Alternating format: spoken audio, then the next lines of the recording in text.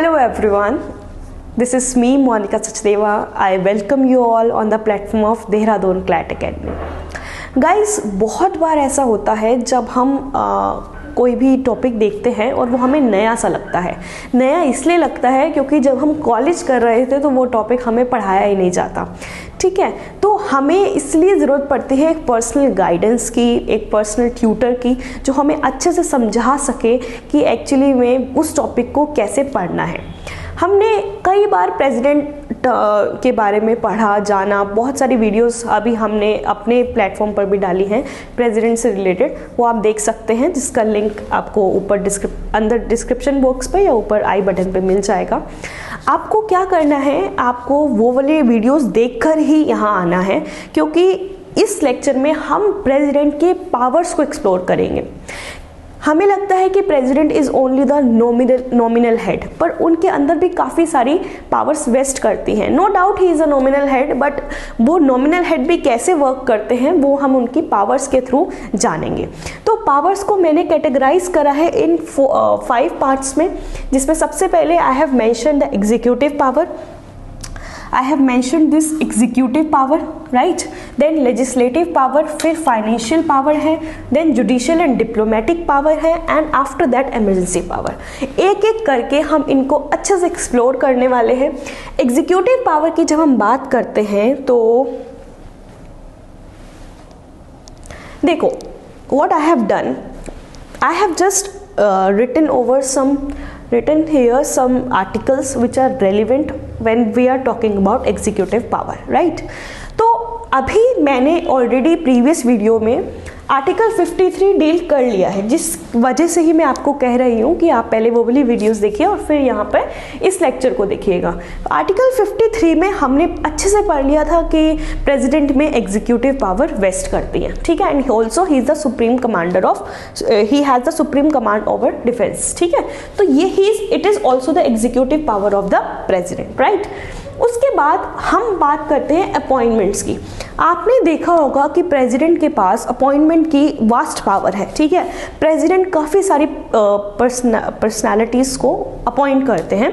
तो I told you in the last class also, I think, I assume, I hope that you are having your bare act, right. तो bare act की reference आपको लेनी पड़ेगी यहाँ पर, क्योंकि यहाँ सिर्फ मैंने आर्टिकल मेंशन करे हैं, डिटेल में मैं आपको बेयर एक्ट से पढ़ाऊंगी। अपॉइंटमेंट्स, जब हम सबसे पहले अपॉइंटमेंट 155, ठीक है, 155 आपको बताता है एक्चुअली गवर्नर के अपॉइंटमेंट के बारे में। Just open your bare act and mark it there कि it is the appointing power. You will see that appointment of the governor under article 155 is being done by the president, ठीक है, which is his executive power. फिर हम आते हैं 239 में। 239 में आपको देखने को मिलेगा लेफ्टिनेंट गवर्नर, ठीक है। जरा ओपन कीजिए मेरे साथ आर्टिकल 239, जिसमें आपको क्लियरली मेंशन है under clause 2 that president may appoint the governor of a state as the administrator of an adjoining union territory, ठीक है।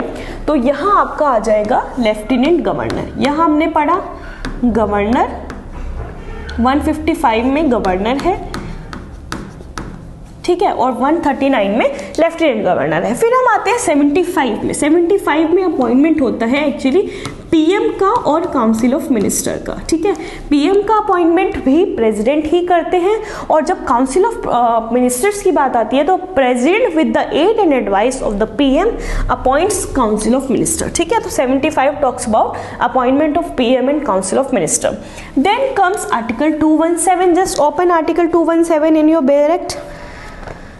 There you will find that 217 is talking about appointment and condition of the office of judge of a high court। यानी कि simple terms में अगर हम कहें, high court के जज का जो अपॉइंटमेंट होता है वो भी कौन करते हैं? आपके प्रेसिडेंट। बट किसकी एड एंड एडवाइस से करते हैं? आपको यहाँ पर क्लियरली देखने को मिलेगा, appointed by the president bye warrant under his hand and seal. ये आपका पहले आपको याद होगा कि एनजेक भी एक जो एक्ट पास हुआ था, बट देन उसको रिपील कर दिया गया था। अब जो वापस से प्रोसीजर फॉलो हो रहा है वो कोलेजियम का ही हो रहा है, ठीक है।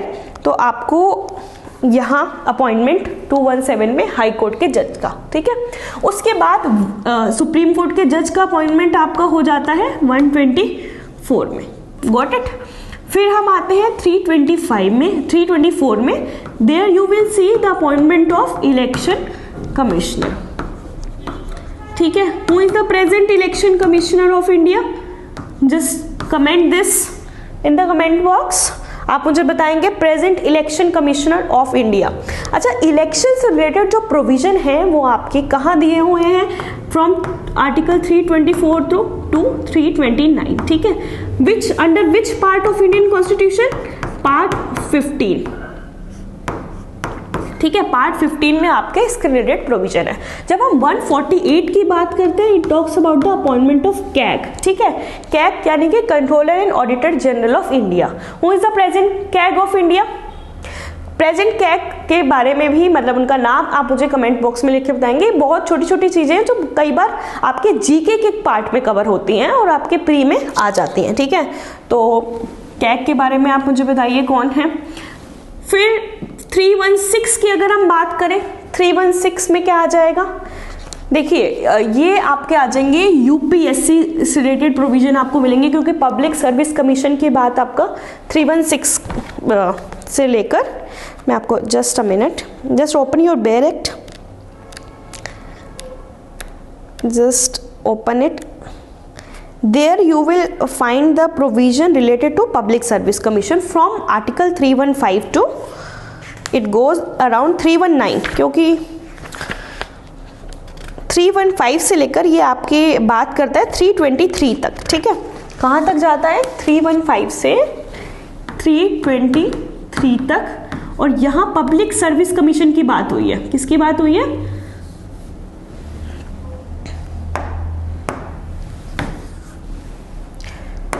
Here it talks about Public Service Commission 323 तक, ठीक है। तो 316 के जब हम बात कर रहे हैं तो इसका मतलब हम पब्लिक सर्विस कमीशन के चेयरमैन की बात कर रहे हैं, ठीक है। यूपीएससी के मतलब यूनियन के, स्टेट की पावर नहीं है प्रेसिडेंट के पास। हालांकि रिमूवल की power state public service commission के जो चेयरमैन होते हैं उनके, और चेयरमैन प्लस मेंबर, इनके रिमूवल की पावर वेस्ट करती है प्रेसिडेंट में, बट अपॉइंटमेंट की पावर वेस्ट करती है गवर्नर में। So here I am only concern with union public service commission, उसके मेंबर या फिर उनके चेयरमैन, इनकी अपॉइंटिंग पावर का जो रिस्पॉन्सिबिलिटी है that lies in the hands of president. फिर 280 पर जब हम आते हैं तो फाइनेंस कमीशन की बात हो रही है, ठीक है। तो आपको ये धीरे धीरे सारे अपॉइंटिंग पावर पढ़ना है। 340 पर आइए जरा। 340 just open it in your bare act. 340 किसकी बात करता है आप मुझे बताएंगे?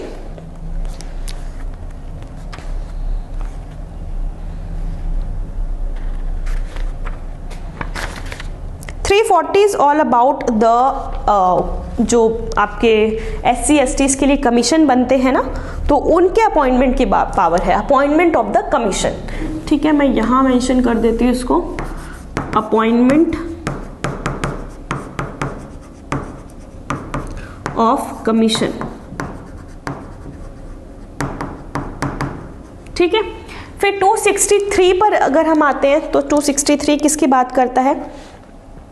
देखिए, आपको याद होगा कि जो प्रोविजंस आपके फाइनेंस से रिलेशन, जो फाइनेंस रिलेशन है सेंटर और स्टेट के बीच में, जिसके प्रोविजन आपके पार्ट 12 में दिए हुए हैं, तो वहाँ उससे जस्ट पहले, मतलब यानी कि लेजिस्लेटिव और एडमिनिस्ट्रेटिव रिलेशन में 263 आएगा, जिसमें इंटर स्टेट काउंसिल से रिलेटेड प्रोविजन है।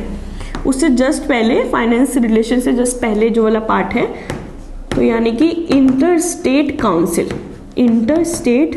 काउंसिल को जो अपॉइंटमेंट की पावर है ना, वो भी आपके प्रेसिडेंट के पास ही लाई करती है। देखो, मैं आपको रीड करके बताती हूँ, जरा मार्क कीजिए अपने बैरक में। If at any time it appears to the president that the public interest would be served by the establishment of a council charge with the duty of inquiring into and advising upon the dispute which may have arisen between state, investigating and discussing subject in which some or all of the state or the union and one or more of the state have common interest. C. Making recommendation upon any such subject and in particular recommendation for the better coordination of policy and action with respect to that subject. It shall be lawful, mind it shall be lawful for the president by order to establish such council. तो here we can see that the point, मतलब आप कह सकते हैं establishment जो होगा interstate council का, that will also be done by the president. ठीक है, तो I hope आपको इतना clear हो गया है कि appointment की जो power है president की, वो उसकी executive power है, और ये हम सब articles को हमने अच्छे से देख लिया. ठीक है, उसके बाद है प्रेसिडेंट की रूल मेकिंग पावर. ये जो रूल मेकिंग पावर है, just let me rub this.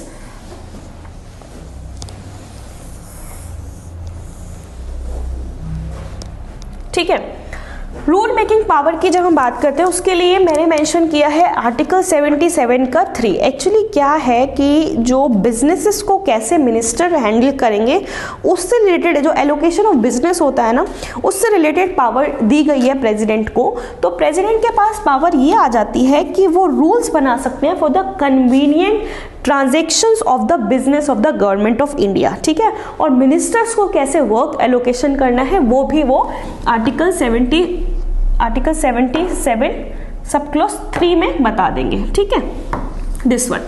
फिर आते हैं हम 78 का ए. 78 आपका ए जो है वो ये कहता है कि जो भी आप जो प्राइम मिनिस्टर हैं और काउंसिल ऑफ मिनिस्टर जो है वो सारी इंफॉर्मेशन किसको देंगे, प्रेसिडेंट को देंगे. तो ये भी एक तरह से प्रेसिडेंट को वो इंफॉर्मेशन लेना, वो भी उनके एग्जीक्यूटिव पावर में ही आता है.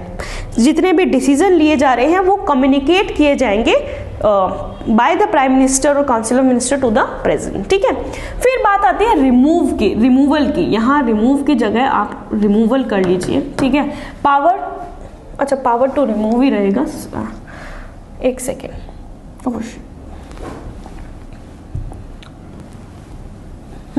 पावर टू रिमूव, इसमें आपको क्या क्या, ये remove the minister, this is only one है. ठीक है, मिनिस्टर्स को जो रिमूव करने की पावर है वो भी प्रेसिडेंट के पास है.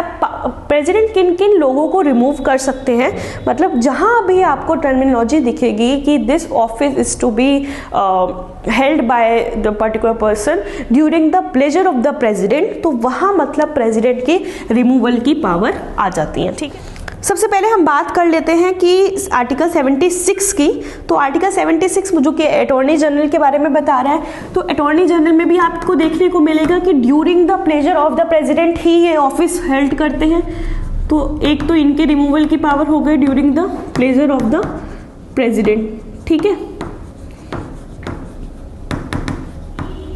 आपको 75 पर आइए. 75 पर भी आपको 75 में आपको क्या देखने को मिलेगा कि मिनिस्टर्स भी during the pleasure of the president he office hold करेंगे. तो ऐसे काफ़ी सारे इंस्टेंसेस हैं जहां आपको ये सब रिमूवल की जो पावर है प्रेसिडेंट की वो देखने को मिल जाएगी. ठीक है, उसके बाद आते हैं अटॉर्नी जनरल, गवर्नर, चेयरमैन, ये सारे ही वो मेंबर्स हैं. ठीक है, यहाँ मैंने ऑलरेडी मेंशन ही कर दिया है. अटॉर्नी जनरल हो गए, गवर्नर भी during the pleasure of the president he hold करते हैं.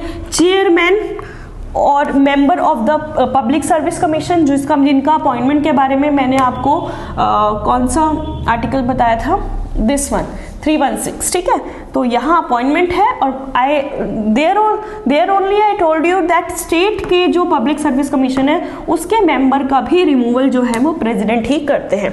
देन सुप्रीम कोर्ट के जज और हाई कोर्ट के जज का रिमूवल भी प्रेसिडेंट ही करते हैं, पर वो प्रोसीजर थोड़ा डिफरेंट आ जाता है. ठीक है, वो भी हम डिस्कस करेंगे जब हम जुडिशियल से रिलेटेड प्रोविजन कर रहे होंगे. और इलेक्शन कमिश्नर, मैंने सारे ही इंस्टेंसेस ऑलरेडी यहाँ पे लिख दिए थे. ठीक है, तो आप यहाँ से देख सकते हैं, है ना. ये है आपकी power of removal of this is the power to remove and this is exercised by the president. So this is all about executive power. I hope you have understood the lecture. If there is any doubt, you can ask the question in the comment box or you can just contact us. Okay, bye bye, take care. We will meet in the next class.